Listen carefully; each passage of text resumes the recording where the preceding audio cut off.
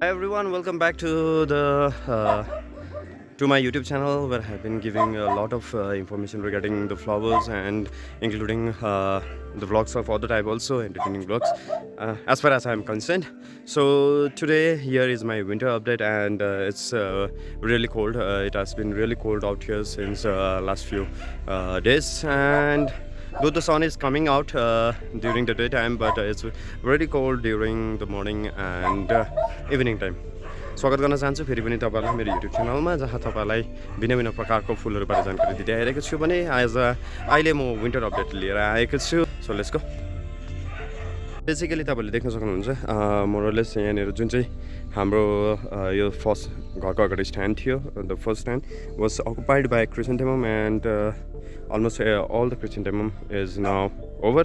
So mostly rack khali raheko cha, stage khali, stage empty, and now it's a winter time र winter को लागि हाम्रो यहाँ तपाईले देख्नुहुन्छ the चिन्चिरिन्ची उम्रिँदैछ, is getting updated. Here we have another potted चिन्चिरिन्ची, यो पटमा पनि हामीले रोपेको छौं, अनि this is Fregia and impatience नै अब फुलिसक्यो. Now it's time to keep them as a mother plant. Cutting को लागि रेडी गर्नु छ. And here I have चिन्चिरिन्ची आदि है. So Mandevilla एकदमै राम्रो फुल्यो र फुलिसकेर अहिले अब यो पनि विन्टर हाइबरनेसनमा जान लागेको छ. We have some nice begonias, Rex begonia, doing well, अनि Javiras. So more or less सबै प्लान्टहरु अहिले they have slowly started going under hibernation, except few plants जुन चाहिँ now winter is for the is their blooming period र त्योहरु चाहिँ अहिले राम्रो हुँदैछ, whereas all others are going hibernation. So this is my Stanhopia tigrina. I hopefully next year चाहिँ फुल्छ कि भन्ने आश गरेको छु. यो साल त फुलेन and plant निकै राम्रो छ, हेल्दी पनि छ, so next year फुल्न सक्छ, I hopeful. Okay, so and हामीले क्यालेन्चो भर्खरै रिपोर्टिङ गरिसक्यौँ. यसपालि क्यालेन्चो प्राय नै बाबाले नै गरिदिनु भयो, मैले भ्याइनँ. एन्ड हाम्रो जुन चाहिँ प्रिमुला रोजाना डबल छ त्यो पनि इट्स गेटिङ प्रिपेयर्ड नाउ. यसलाई हामीले डिभाइड गरेर सानो पटमा लगाएको थियौँ र ओभरअल प्राय सबै नै सरिसकेको छ. And all of them are good and healthy भएर आउँदैछ. It will take more 15 to 20 days in order to cover all of this yellow leaf, old leaf with a new one. Okay, but growth rate अलिकति अब ढिलो हुँदै जान्छ किनकि the winter is getting into peak अनि कति जाडो हुन्छ यहाँनिर. It's very difficult for them. So there are few left out points here, some of the mother plant and some of the regular pink. It's र पनि pink भए पनि it's very beautiful. These are some of the arrows which I like. And यहाँ गयौँ भने हामी अहिले यहाँनिर तपाईँ मोन्स्टेरा देख्न सक्नुहुन्छ. This is a beautiful monstera with least variegation. I cannot say that it has got good variegation, but least variegation. I like it because मलाई यो किन मनपर्छ भन्दाखेरि यसको चाहिँ ग्रोथ राम्रो हुन्छ क्या. अर्को ज्यादा भेरिएसन भएको छ, ग्रोथ अलिकति ढिलो हुन्छ, and it's very very delicate पनि हुन्छ. And after putting a quite beautiful sow, my hibiscus are also in hibernation period, though there are few flowering, but you can see over there. But due to the cold weather, I don't think so they will flower. And few more other plants. So slowly अब यहाँनिर अस्ति तपाईँले जसले मेरो video continuously follow गर्नुहुन्छ उहाँलाई याद गर्नुभएको थियो भने यहाँनिर डल्ले खोर्सानी थियो, एन्ड अहिले त डल्ले खोर्सानी छैन, सबै नै निक्लेको छ.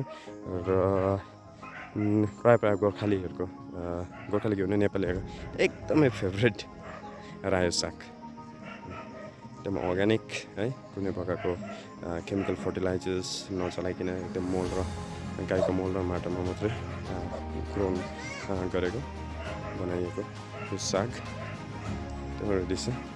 स्पेसली जसले सुँगुरको मासु खान्छ उसलाई त मुखमा थुकाइहाल्छ सुँगुरको मासु मिसाउने, तर हाम्रो चाहिँ चल्दैन सुँगुरको मासु. सो अलिअलि अपडेट हेर्दै जाँदाखेरि गोदावरीको this are the spray varieties.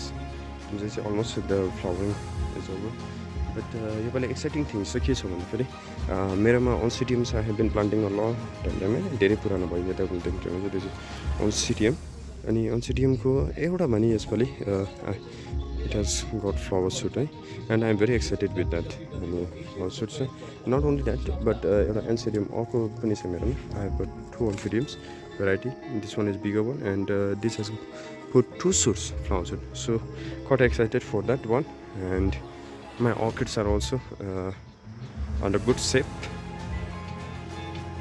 They are under good shape, so doing well for the time.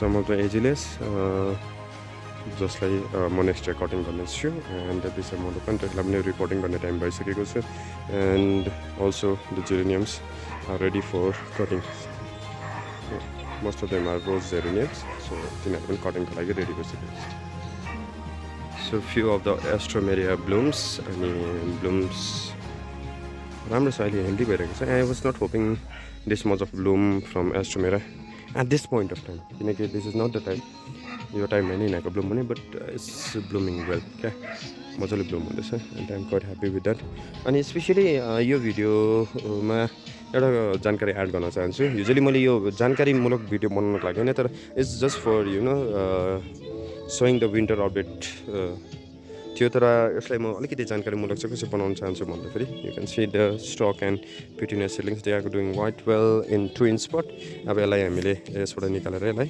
4 inch पटमा या 8 inch 6 inch पटमा 6 inch पटमा हामी यसलाई हाल्नुपर्छ anyway so this are my plants, Chrysanthemum plants which I have kept for the next year.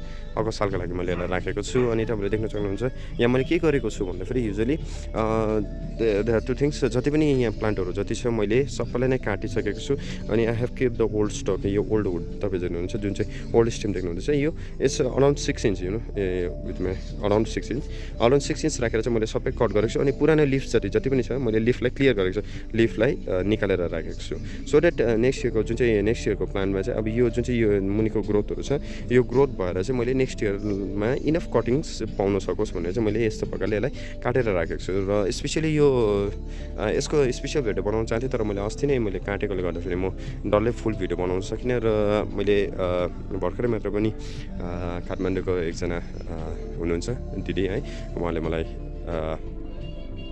उहाँले follow गर्नुहुन्छ र उहाँले एउटा रिक्वेस्ट गर्नुभएको थियो यसकै बारेमा र त्यसैले गर्दाखेरि यो भिडियो तपाईँको अगाडि ल्याइरहेको छु कि मैले यसरी मदर प्लान्ट चाहिँ यसरी राखेको छु यो तपाईँले अगाडि राखेको मदर प्लान्टहरू एकदमै राम्रो प्रकारले डेभलप भएर आइसकेको छ यो केटलक्स फोल्ड भयो होइन र यसरी तपाईँले यो 6 inch जस्तो राखेर चाहिँ बाँकी चाहिँ तपाईँले के गर्नुपर्छ काटेर फ्यालिदिनुपर्छ र त्यसलाई प्रपरली समयमा पानी हाल्दै जानु भने अटोमेटिकली यसको जुन चाहिँ साइड ब्रान्चेस छ त्यो डेभलप भएर जान्छ र नेक्स्ट इयरलाई त्यही नै तपाईँको बिजन भएर बस्नेछ जसबाट चाहिँ तपाईँले कटिङ लिन सक्नुहुन्छ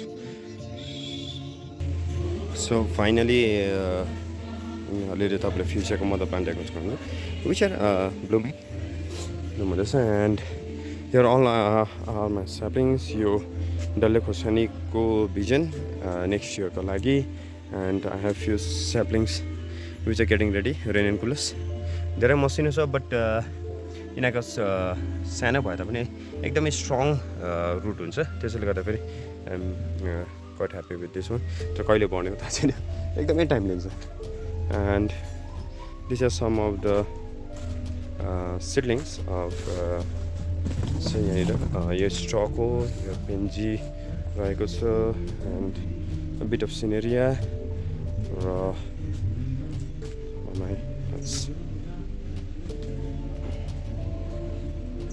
so and finally after a bit a long time I was able to get the plant I really like the variety of philodendron and this variety of philodendron is known as philodendron melanocrysum अहिले त अलिक महँगै छ तर next year जब म यसको यसलाई म प्रोपागेसन गर्नेछु and I will make sure that जति सक्दो कम्ती दाममा हजुरहरूले पनि यो पाउन सकोस् भन्ने कोसिस गर्नेछु र त्यसको साथसाथमा मैले रिसेन्टली उयो पनि लिएर आएको छु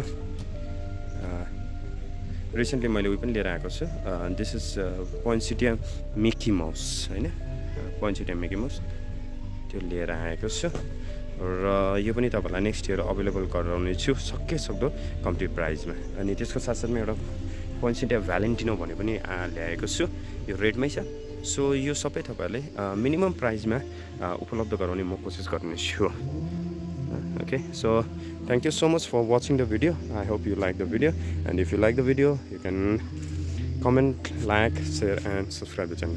Thank you so much and bye bye, hasta la vista and keep warm. Thank you.